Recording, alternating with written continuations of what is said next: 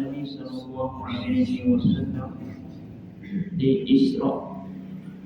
diperjalankan oleh Allah Subhanahu Wa Taala daripada Mekah ke Masjidil Aqsa dan dimi'rajkan oleh Allah Subhanahu Wa Taala dengan jasad beliau dan ruh beliau. Ini yang kita harus imani. Jadi Nabi Sallallahu Alaihi Wasallam di-Isra Mi'rajkan dalam waktu 1 malam saja. Mekah ke Masjidil Aqsa Baitul Maqdis, yaitu di Palestina, yang mana jaraknya kalau ditempuh dengan jalan kaki itu memakan masa 30 harian ataupun sebulan kurang lebih. Tapi ditempuh hanya dengan 1 malam saja. Kemudian sampai di Masjidil Aqsa, Nabi SAW dinaikkan dengan jasad beliau dan ruh beliau, menaiki kendaraan yang namanya buraq. Nabi dimi'rajkan daripada Baitul Maqdis ke ila samawati sab'i, sampai ke 7 ke langit yang ke-7 di atas sekali. Jadi langit ini ada 7 lapis. Jadi langit yang pertama dengan yang kedua itu bandingannya, langit yang pertama itu langit yang kedua, langit yang pertama dan kedua itu bandingan besarnya. Itu langit yang pertama itu seperti mana cincin ditaruh di padang pasir yang luas. Langit yang pertama itu seumpama cincin tersebut, langit kedua pada pasir yang luas tersebut. Langit yang kedua dan yang ketiga pun sama seperti itu. Dan di langit-langit tersebut dipenuhi dengan malaikat yang sibuk berzikir, bertasbih, mensucikan, memuji Allah Subhanahu wa Ta'ala.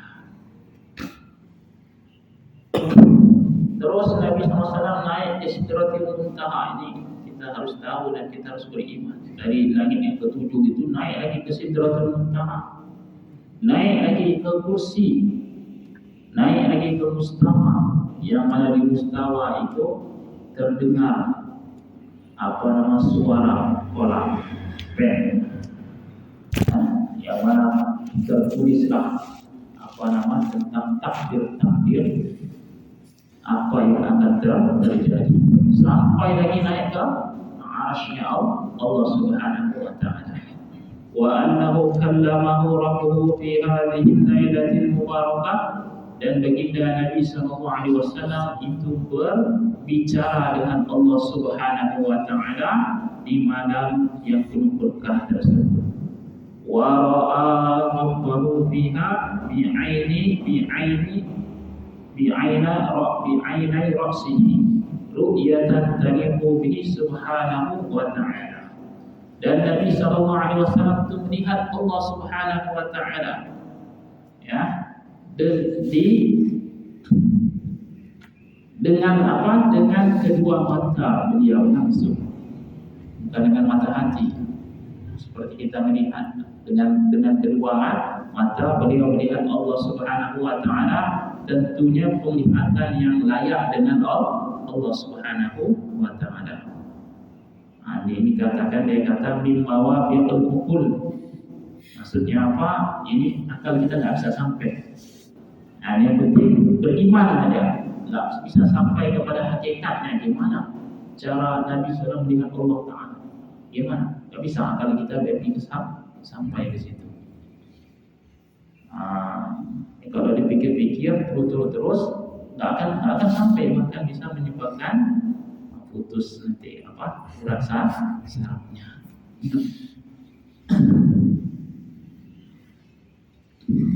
Jadi Nabi ketika Isra Mi'raj itu menerima perintah sholat 5 waktu. Masya Allah. Kita harus jaga sholat 5 waktu. Insya Allah. Kalau seandainya dulu ada di antara kita yang pernah meninggalkan sholat 5 waktu atau 1 waktu dengan uzur atau tanpa uzur dan selepas balik, maka qada ya, wajib diqada. Insyaallah ya. Insyaallah. Bismillahirrahmanirrahim.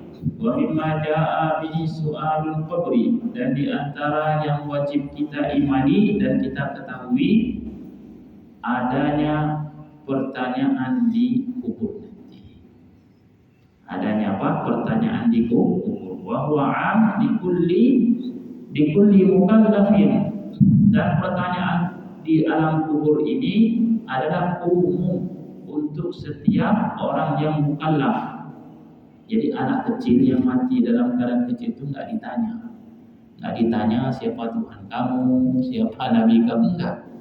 Nah, ini yang sudah mukallaf, sudah akil, sudah balik, mati sudah balik, nanti dia akan ditanya.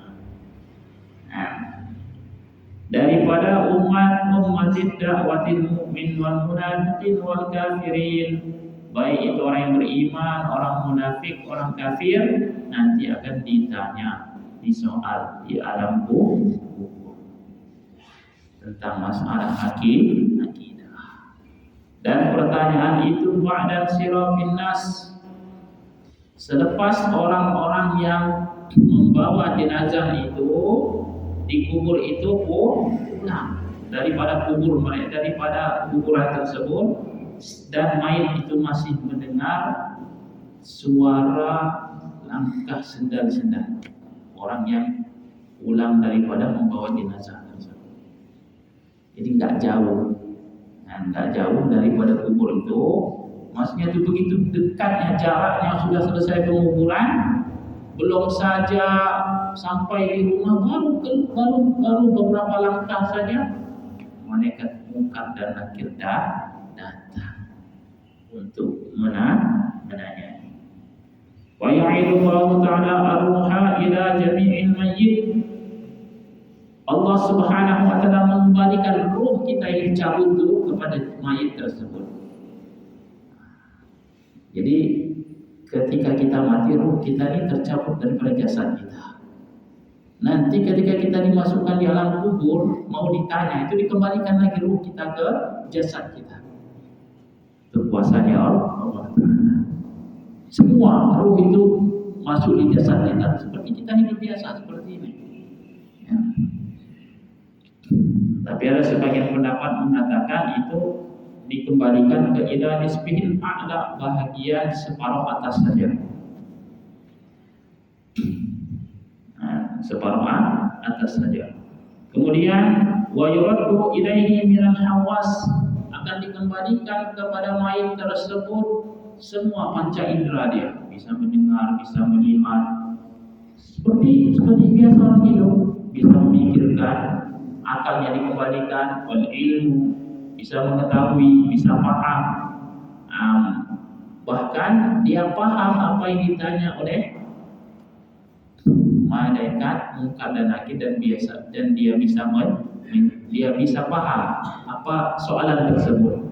Adapun bisa jawab nggak jawabnya itu tergantung keadaan ya orang tersebut, keyakinan orang tersebut, keimanan seorang tersebut. Jadi malaikat Munkar dan Nakir ini dikatakan dia akan berlemah lembut kepada orang yang beriman. Ketika mana orang yang beriman tersebut bisa menjawab soalan malaikat Munkar dan Nakir, maka malaikat Munkar dan Nakir tersebut akan berkata, tidurlah kamu seperti mana pengantin baru yang sedang tidur. Suruh tidur. Dibangun-bangun tiba-tiba hari kiamat, nggak kerasa nikmat. Atau orang yang beriman yang bisa menjawab jawaban malaikat Munkar dan Nakir.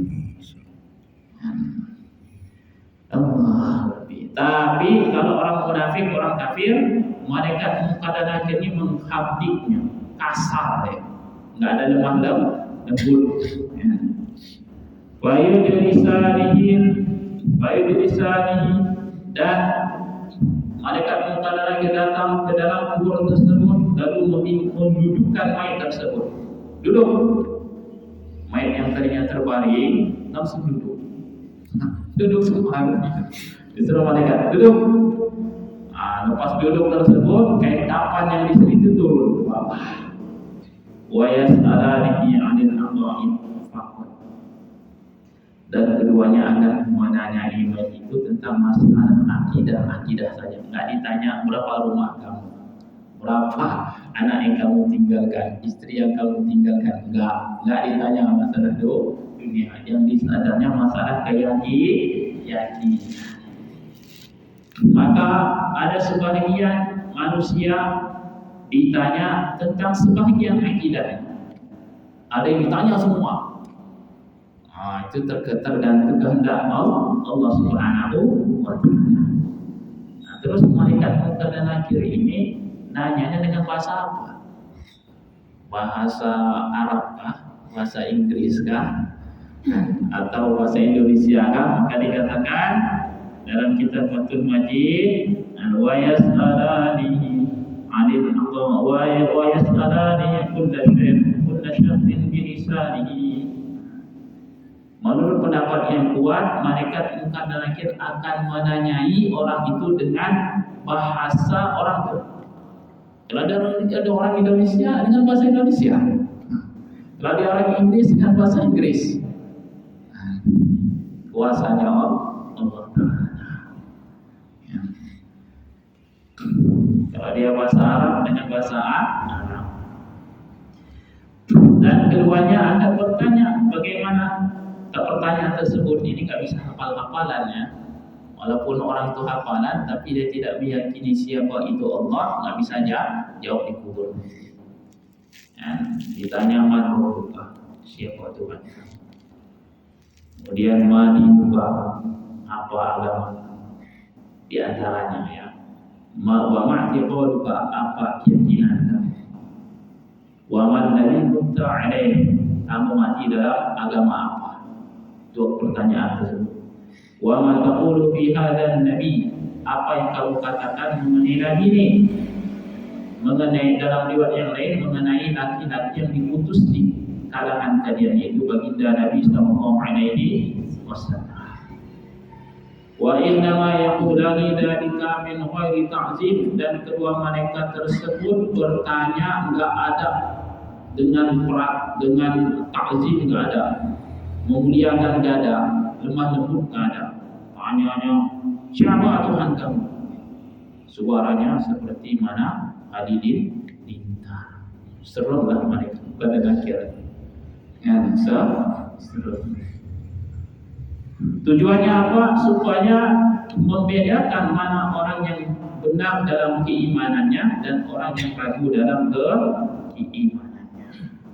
Jadi sekali lagi mayat itu akan menjawab mengikut keadaan dia mati. Kalau dia mati dalam keadaan iman, yang insya Allah dia bisa jawab.